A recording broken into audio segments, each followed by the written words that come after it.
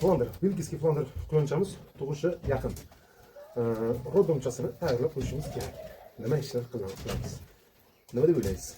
Shunchaki qaramasdan uni tarki dunyo qilib chiqarib kunchilar saqlab yo'q. Xolos. Quyon, misol uchun quyonxonaning ichida har xil parazitlar joylashib olgan. Biz tozalaymiz har kuni, lekin biz ko'rmaydigan burchak-murchaklarda parazitlar joylashib olingan bo'lishlari mumkin. Shuni hisobiga yosh quyonchalar ko'p nobud bo'ladi. Chunki terisi hali juda yupqa, nozik bo'ladi. 2-3 marta chaqqandan keyin nobud bo'lish xavfi juda yuqori. Shuning uchun birinchi navbatda katakni zebek saqlanadi.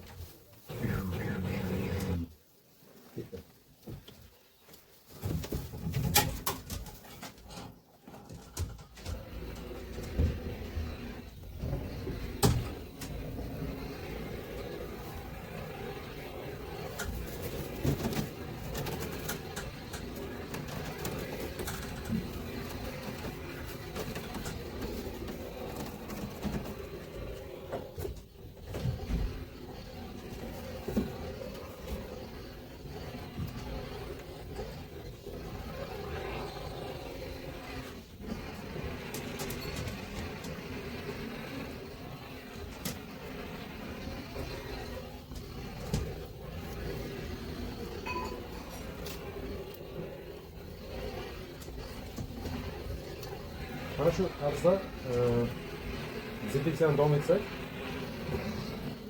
har tug'ishdan oldin imkon qadar bakteriyalar kam bo'ladi. Keyin yana bitta narsa, roddomchasini ham to'g'rilab qo'yish kerak. Roddomcha men yashikdan foydalanaman.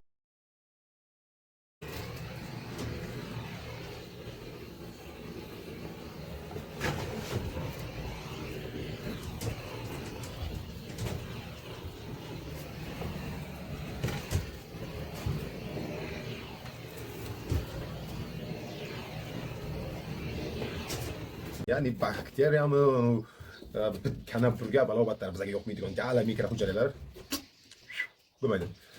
Xo'sh, tozalab oldik. Endi nima qilamiz? Hamma yoqni narsa qiladi bular. Roddomchasini qo'yamiz.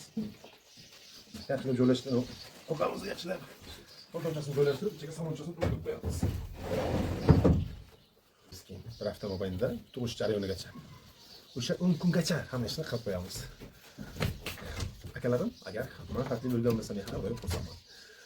Kuzatib qo'yinglar. Siz azizlarga yoqadigan har qanday qiziqarli, kerakli ma'lumotlar Jasur Farm kanalida. Nima deymiz akalar? Quyonchilik avjida. Salomat bo'lasizlar.